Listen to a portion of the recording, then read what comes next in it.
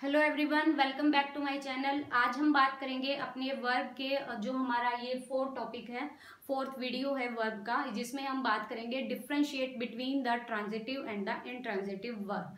सबसे पहले मैं आपको बताऊं कि मैंने आपको वर्ब की 3 वीडियो प्रोवाइड कर दी गई हैं, आप जाके देख सकते हैं। ये हमारा फोर्थ वीडियो है वर्ब का। इसके अलावा आपको एक और वीडियो मिलेगा, उसके बाद जो हमारे जो फॉर्मूलाज हैं वर्ब को लेकर हम उनको डिस्कस करेंगे। आज हम डिस्कस करेंगे ट्रांजिटिव और इंट्रांजिटिव के बारे में। ट्रांजिटिव जिसे कि हिंदी में सकर्मक क्रिया कहते हैं और इंट्रांजिटिव जिसे कि हिंदी में अकर्मक क्रिया कहते हैं। हिंदी व्याकरण में भी जब हम क्रिया का जो पार्ट पढ़ते हैं तो वहां पर भी सेम कंफ्यूजन रहता है कि कहाँ पर सकर्मक आएगा, कहाँ पर अकर्मक। और हम ये चीज भूल जाते हैं कि सकर्मक में ऑब्जेक्ट की नीड होती है या फिर अकर्मक में ऑब्जेक्ट की नीड होती है। मैं आपको यहाँ पर एक इजी सा फॉर्मूला बताऊंगी। अकर्मक से आप याद रखिए ये नेगेटिव सेंस में है और सकर्मक मतलब पॉजिटिव सेंस में है, आप बस इतना याद रखिए। और आप ऐसे भी याद रख सकते हो कि ट्रांजिटिव, अगर ट्रांजिटिव के पहले इन लगा है तो मतलब यहाँ पर ऑब्जेक्ट की नीड है। यहाँ पर एन आ रहा है तो मतलब नीड है, एन से नीड हो सकता है, ऑब्जेक्ट नेसेसरी होगा यहाँ पर। लेकिन यहाँ पर ट्रांजिटिव ये सिंपल वर्ड है और हमें पॉजिटिव कुछ वाइब्स दे रहा है, तो इन ट्रांजिटिव में ऑब्जेक्ट की नीड नहीं होती। So let we discuss about the transitive and the intransitive, which is the main difference between the kinds of verb, and the mainly portion of the verb section is transitive and intransitive. So let me discuss now. जब वाक्य में क्रिया के बाद कर्म की आवश्यकता पड़े तो वहां पर ट्रांजिटिव वर्ब यूज होगा। In the sentence, if after the verb object is necessary, so we will use in that kind of sentence transitive verb. But in the sentence, if after the verb object is not necessary or no need of object, we will use the intransitive verb. ठीक है, this is the main thing, this is the main difference between the transitive and the intransitive verb. अब देखिए example से हम अच्छी तरह से समझ जाएंगे। आई राइट ऐसे, मैं ऐसे लिखता हूं।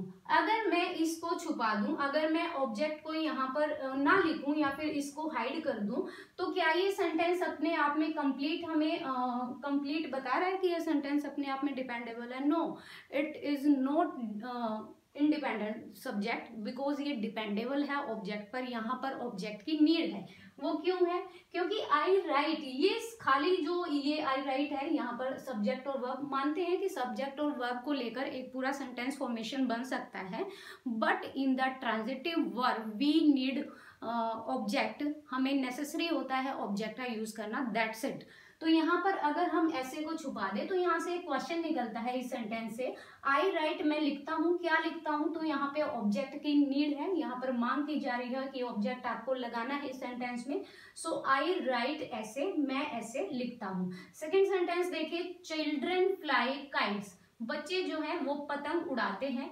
तो fly is the first form of verb and kites is the object. अगर मैं काइट को हटा दूं, वैसे तो वी आर अंडरस्टूड कि क्या उड़ा रहे हैं, तो पतंग ही उड़ाते हैं, लेकिन कई बार कुछ और थिंग भी हो सकती है, ठीक है, जो हवा में उड़ने के कैपेबल हो, ठीक है, या हवा में उड़ सकती हो। तो यहाँ पर चिल्ड्रन फ्लाई, अगर हम इस पोर्शन को देखें तो ये सेंटेंस जो है ये डिपेंडेबल है, ये यहाँ पर ऑब्जेक्ट की डिमांड की जा रही है, ऑब्जेक्ट यहाँ पर नेसेसरी होता है, तो हम ऑब्जेक्ट को यूज करेंगे children fly kites, that's it. तो हमने यहाँ से क्या समझ आया कि ट्रांजिटिव जो वर्ब होती है वहां सब में, उन सेंटेंसेस में जहां पर ट्रांजिटिव वर्ब यूज की जाती हैं, that kind of sentence object is necessary and object has a main role place in that kind of sentence, so we will use the transitive verb. The next section is intransitive. यहाँ पर देखिए no need of object लिखा है, और ये भी लिख सकते हैं जो वाक्य में क्रिया के बाद, if in the sentence after the verb no need of object we will use the intransitive verb. ठीक है, for example birds fly.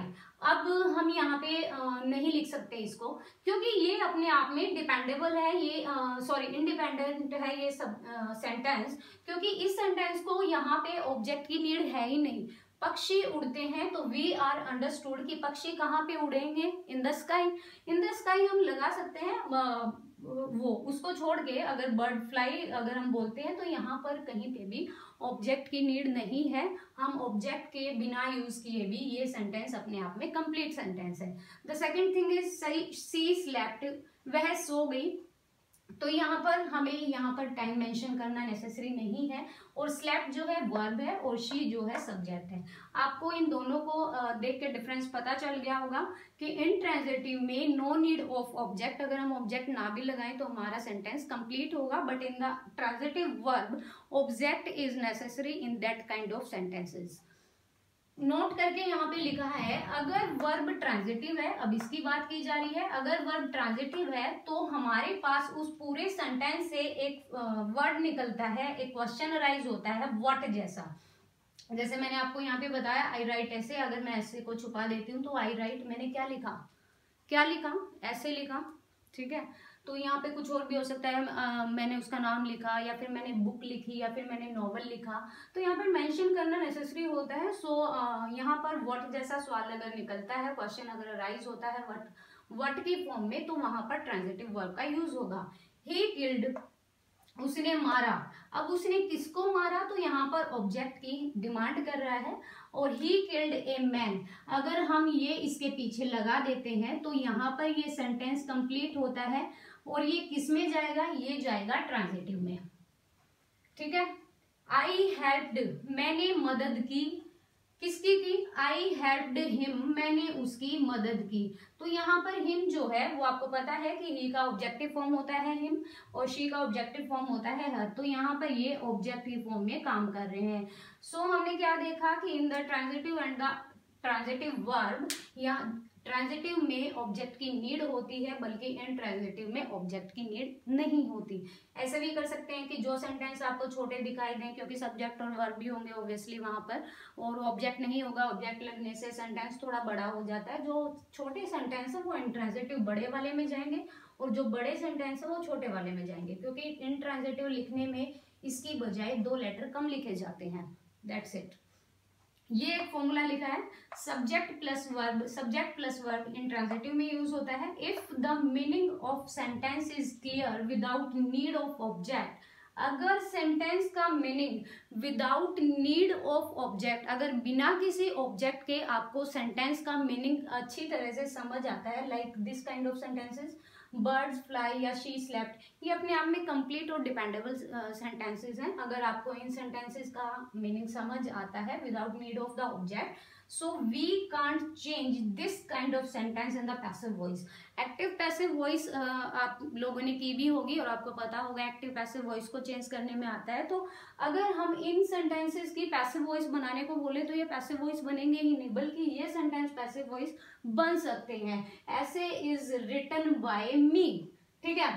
Kites are flies by children, ठीक है, ऐसे हो सकता है kites are flying by children. यहाँ पर ऑब्जेक्ट के साथ और सब्जेक्ट के साथ दोनों का होना जरूरी है वर्ब का, लेकिन अगर इंट्रांजिटिव वाले सेंटेंसेस को आपको कोई बोले कि change in the passive voice, so we can't change in the passive voice because the absence of object, we can't change the passive voice in that kinds of sentences which is related with the intransitive verb. So this is the main thing and this is the difference between the transitive and intransitive. I hope so कि आपको समझ आया हो। Video अच्छा लगे तो आप comment करके बताइएगा मुझे, और नेक्स्ट वीडियो में हम कॉजेटिव वर्ब करेंगे और फिर हमारा वर्ब का चैप्टर कंप्लीट हो जाएगा। So thank you so much, thank you to all of you.